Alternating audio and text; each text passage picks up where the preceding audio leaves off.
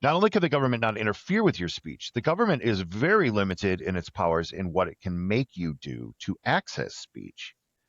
And of course, if you are looking at adult content, which is protected speech for adults, and you're forced to do something that is technically, at least until very recently, unconstitutional because you should not have to act in a certain way because the government tells you to.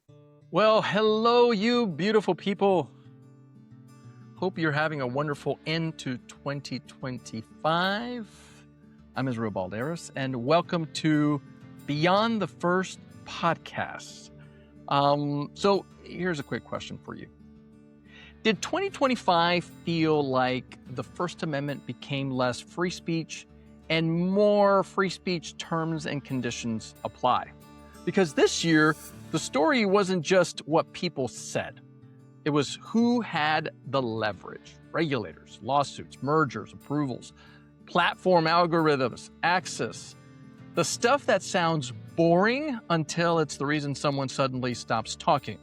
A newsroom starts hedging, or a company decides, you know what, let's just write the check and move on. And that's why this podcast exists. Beyond the First is where we take the speech and power stories everyone argues about online, and we actually break down what's happening underneath, the incentives, the pressure points, and the little administrative moves that don't look like censorship until they work. Today, I'm going to be joined by Chris Terry. He is a good friend of mine, but he's also an amazing legal scholar out of the University of Minnesota. And we're doing a 2025 rewind. What the year revealed about government power, Silicon Valley power, media power, and what all of this means heading into 2026. Let's do this.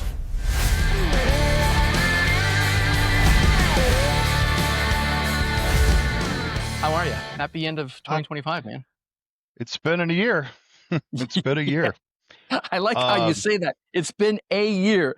Listen, before we get into the whole, case this and case that, just what are your thoughts, man? Like, how crazy was 2025 when it comes to the First Amendment?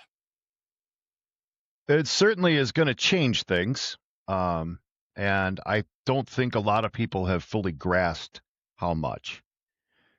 The court's actions across two significant cases have fundamentally changed how the court is going to look at internet content regulation moving forward. And frankly, I don't know that we've fully seen the implications of this. We're only really 6 or 7 months into it, but we've already seen very significant changes occurring as a result of the decisions. Two decisions of note: ByteDance v. Garland, which was the TikTok case decided in January, was followed by the far more important but less noticed case, Free Speech Coalition versus Paxton, which was decided in June.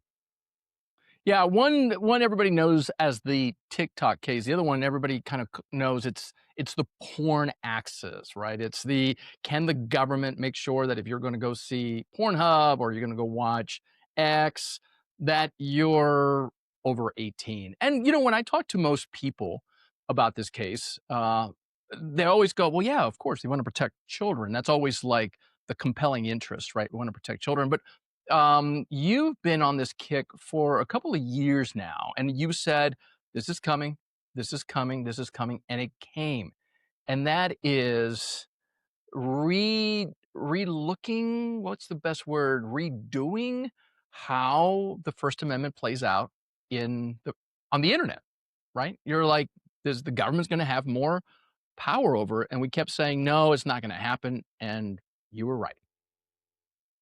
And almost uniquely on that point, I was right too.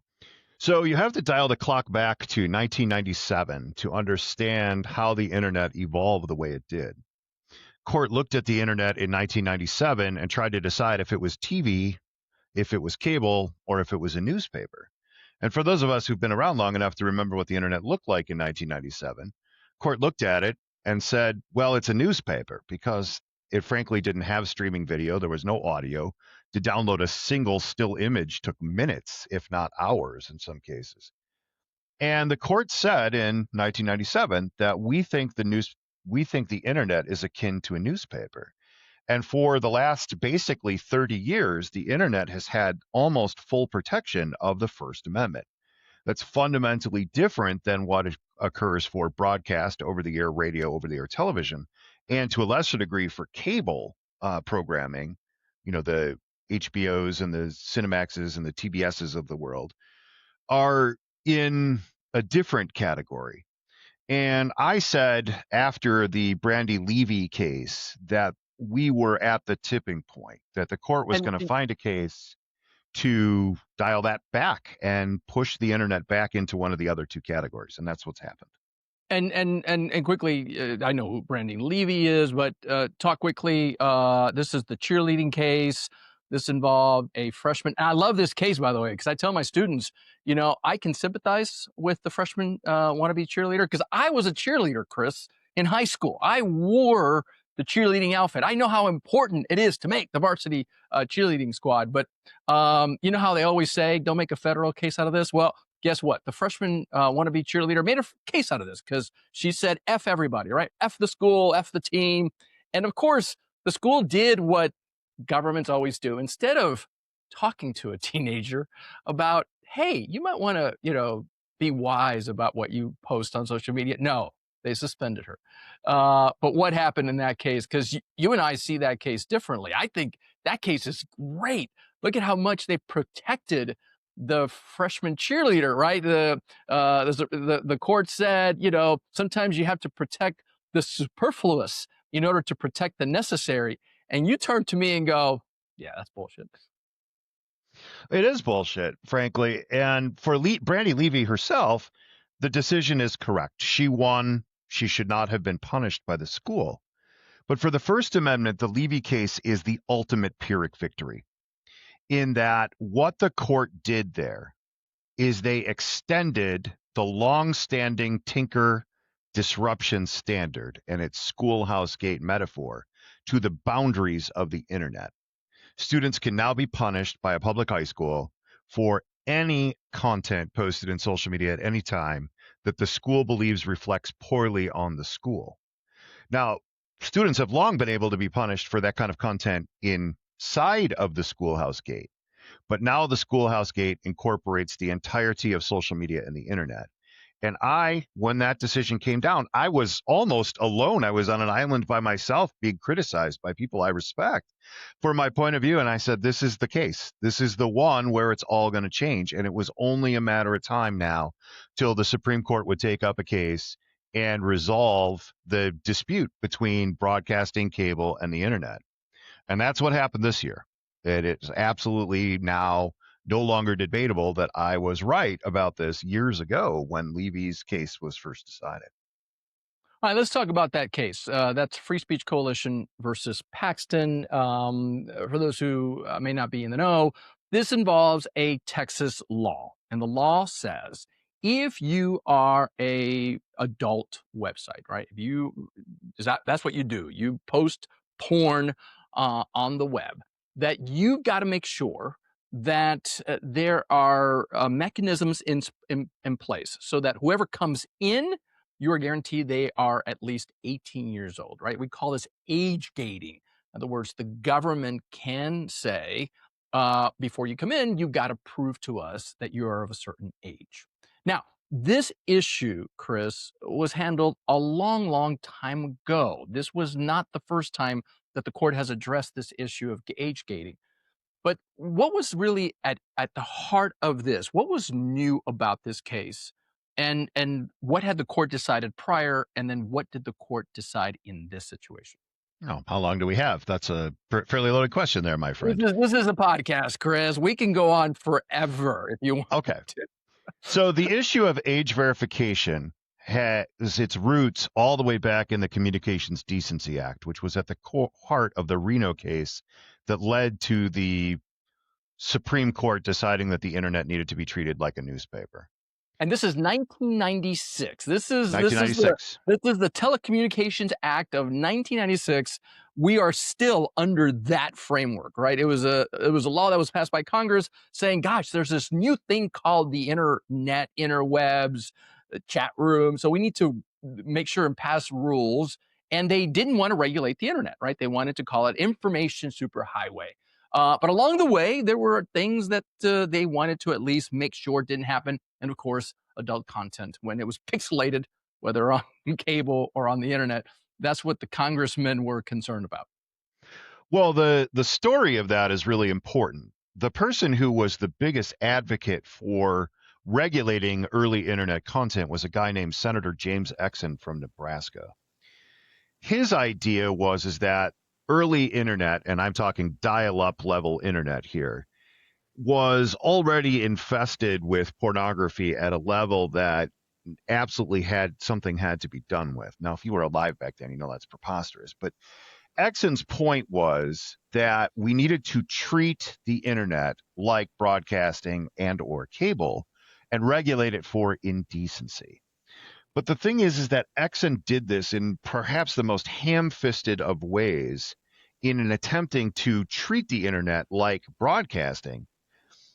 But we're talking about a guy who was trying to regulate the internet without actually even having, much less an internet connection, a computer in his Senate office at the time.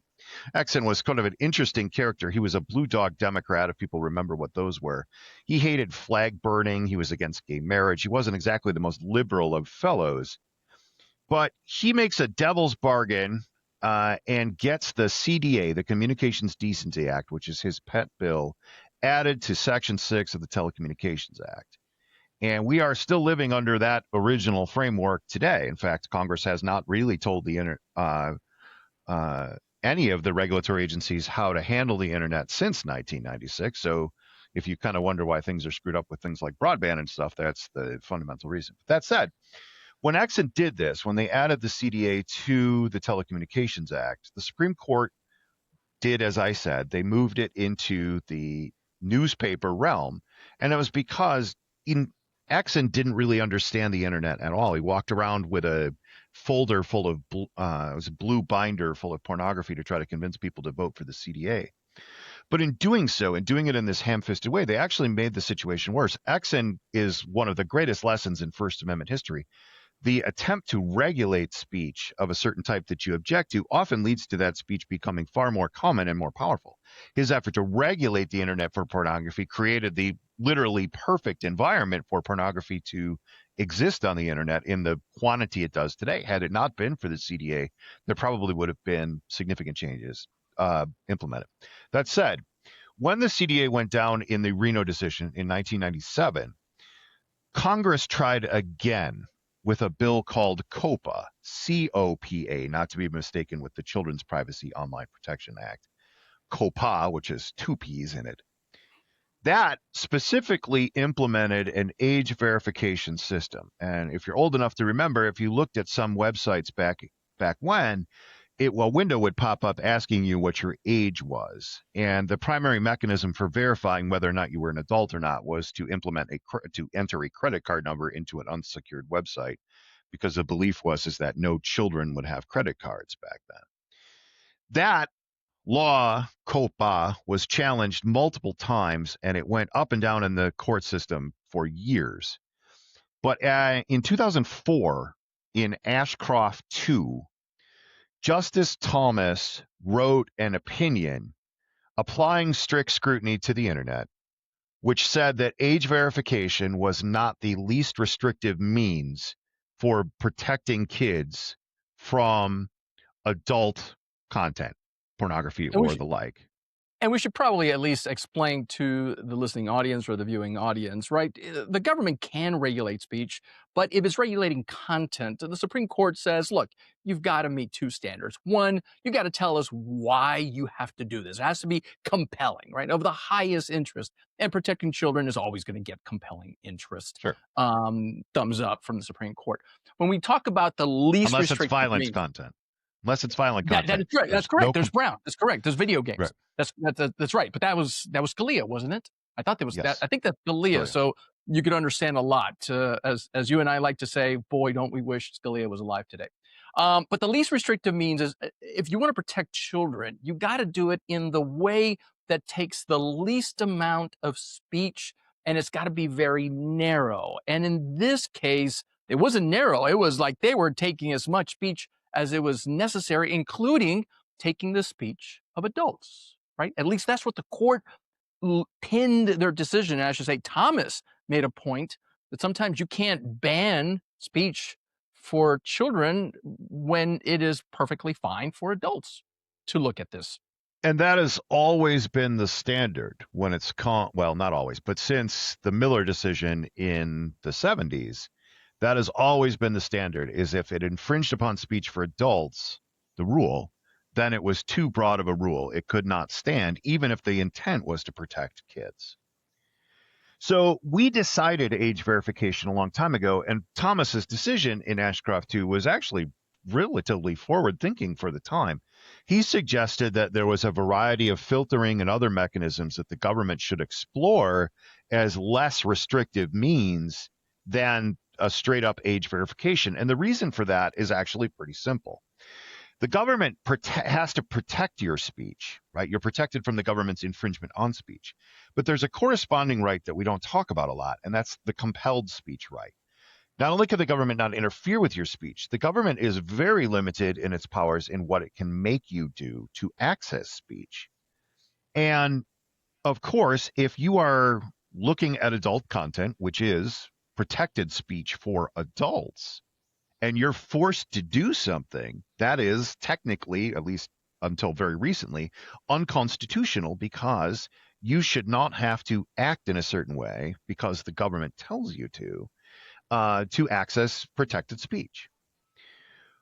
To your original question, though, what has changed is that Thomas has changed his point of view.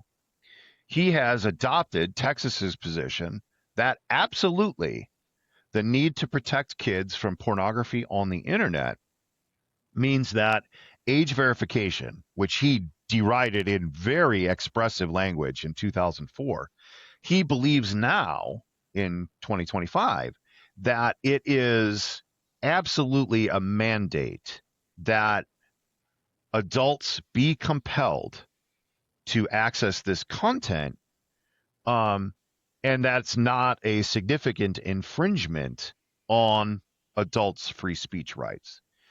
Now, you don't have to take my word for it that it is an infringement. Justice Thomas said so himself over 20 years ago.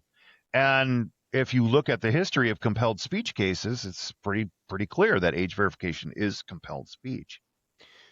The problem now, though, and what the decision unleashes upon us, is not that even if you talk to people in the pornography industry, they don't want kids looking at their content. That's problematic on all kinds of levels, right? The problem is now is that the Supreme Court approved a state law. And that means that individual state age verification laws are all going to have to be tested. But individual age verification laws at the state level are also all different from each other. So if you're in the business of delivering content to people, right, regardless of what you think of pornography, they have to comply currently, as we record this today, with 38 different state laws. And most of them, if you lay them all out, conflict with each other in at least one or two ways. So you are now responsible for being able to speak based on where the receiver of the information is put. And that's a substantial burden, regardless of what you think of pornography, good or bad. The problem is that to do this, and this is the point that matters, the Supreme Court could no longer treat the internet like a newspaper. And they have dialed back the protection for internet content in very radical ways, down to the level that basically applies to cable television or commercial speech. And if you know anything about cable, and you used to watch movies on cable, you know that even indecent content, profane content, is often censored out when movies are run on basic cable. That's where we are headed for the internet in terms of content regulation. So you might think this is about porn. You described this case as the porn case. It's not a porn case. It really is an internet free speech case. And what we have Thomas has created by basically reversing himself, something he's gotten very common in doing, especially when it comes to media and First Amendment cases. What we have now is a reality that speech on the internet is no longer protected fully by the First Amendment, and the government can regulate it in an unimaginable number of ways now that it just couldn't do even 6 months ago. And we've already seen the effects of that. Congress just 2 weeks ago took up 13 different bills, all of which are content regulation bills for internet or social media. And every single one of those bills would have been dead letter law the minute it hit the floor just 6 months ago. Let me play devil's advocate for just a moment, because I know, again, you and I are parents. We are talking about the law that has developed over 30 years. The technology is not even close to what it was 30 years ago. And we haven't even touched on the issue of AI. But let me at least throw this in. Pornography has done real damage to the lives of young children, to the Gen Zers, to the Gen A'ers that are coming up. Even the American Bar Association has a website that says, "Look, here's the real harm." So when I talk to people about this case, and you say it's not about porn, it's about free speech on the internet. Fair enough, but do we not have sometimes the obligation to go, look? It may not be 100%. It may be 90%, 80%. We will still get speech. We just won't get it completely in an absolutist kind of way, the way Justice Hugo Black would have wanted. And that's okay, because the internet now is like broadcasting. It's ubiquitous. It's everywhere. You can access it on your phone. You can access it on your watch. So therefore, we just need some rules of the road that at least has a utilitarian principle in it. We got to protect the most vulnerable. And if it means that we're going to have, 38 different ways for, Pornhub to have to send its videos to, customers, mostly in red states, mostly in religious states, then that's okay, right? Cable is regulated at the local level. You've got different types of rules when it comes to cable regulation, city by city, county by county. Why not take that approach now to say, look, if we have to ban some speech in order to protect the most vulnerable, we can live with that. Well, I respect the idea, but my First Amendment principles are a little more extreme than most people. I am certainly not a consumer of pornography. I am a happily married Catholic man. But for me, it's more of a principle thing. It starts with porn, right? It starts with porn, and then it moves quickly. And you don't have to take my word for it. Congress is taking up bills that don't have anything to do with porn to regulate all kinds of content. And they can do that now because we didn't hold the line on defending porn. Now, remember, you don't have to like porn. You don't. There's no rule that says you have to like it. There's all kinds of speech out there that I would stand up for that I absolutely loathe. But that's exactly the point, is that if you want to protect the most vulnerable, you have to protect the worst among us. And you've known me a long time.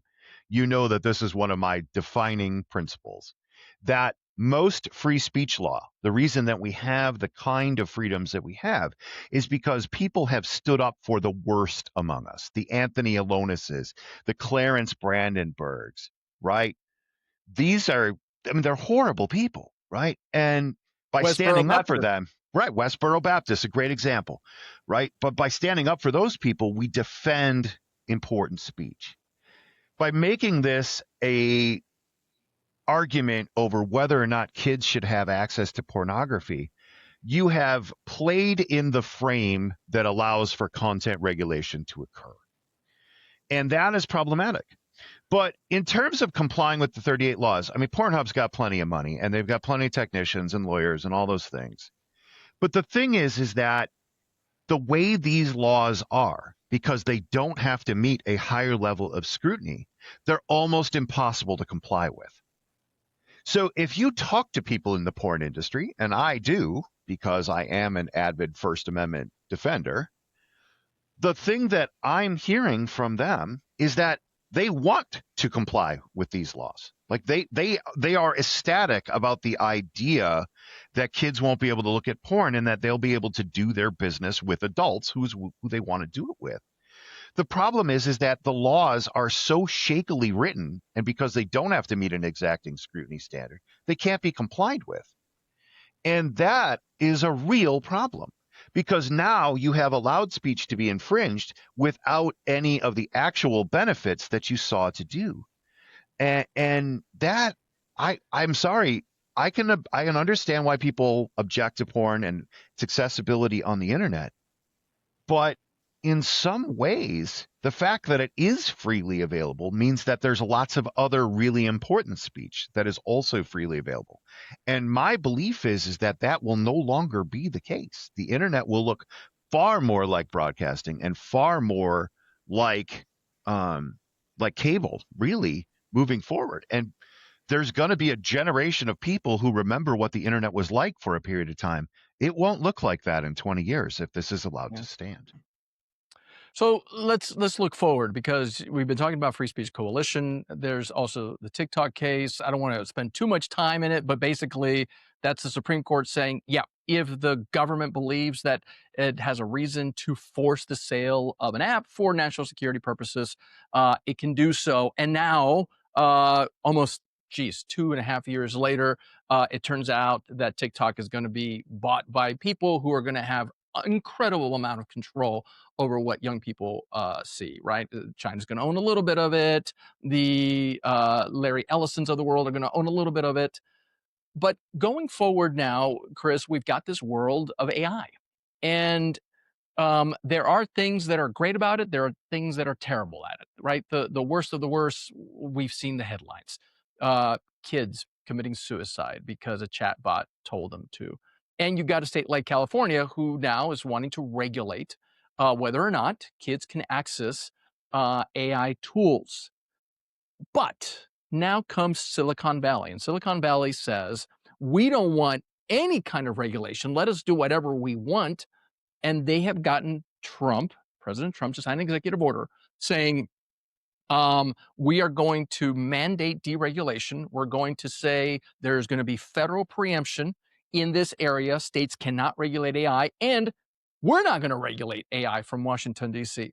How do you see these two cases, TikTok and Free Speech Coalition, impacting now the road ahead when it comes to a world that is being consumed with AI? Well, I don't know how deep into preemption you want to go, but realistically, the federal government cannot prevent the states from implementing their own controls. That's basically what Free Speech Coalition was about at some level or another. The ability of a state to regulate AI content if it's online was increased by the concepts in Free Speech Coalition. But we haven't had any cases that have pursued that to conclusion yet to test that theory. Yeah, this is very new. The first one will be the Minnesota case. Minnesota has had a deepfake law on the books for several years. X and Elon Musk specifically are challenging that law in a case against the Attorney General of Minnesota, Keith Ellison. That case is headed very quickly to court and probably to an appeal here very soon over Minnesota's deepfake law, which was designed to, ironically, it was a two-part law. The first part was to prevent people from using deepfake to influence elections. And then the second part, which is the part that Musk is challenging, frankly. And then the second part was actually criminal punishments for AI use to commit revenge porn. That law, on its face, under strict scrutiny, patently unconstitutional.